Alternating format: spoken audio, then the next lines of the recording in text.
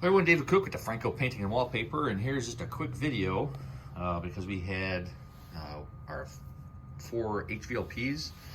Some of the guys haven't been doing a very good job of cleaning.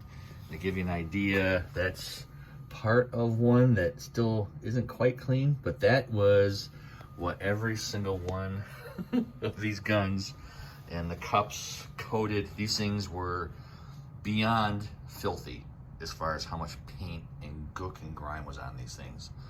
So someone had told me about this citrus stripper, with no harm fumes, doesn't burn, all this other stuff. So they have a gel version of it and then a spray version. I thought this would be good just for, I don't know, I just tried it out.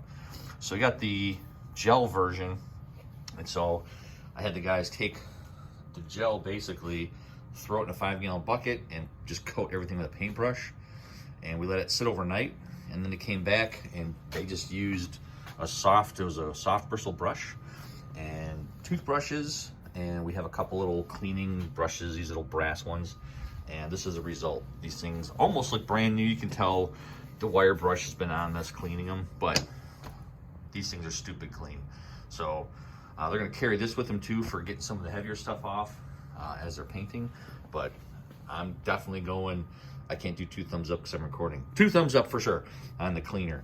If you've got questions about cleaning your guns, we could do maybe a more detailed video on that. The one thing I have to tell them to do is clean out the threads, because the threads is where some of the stuff will leak. The fluid will make its way through there. But otherwise, oh my gosh, these things are so amazingly clean. It's awesome. So there's how these guys are cleaning it. Let it sit, let it do its work, and it comes off actually pretty easy. It's really thick.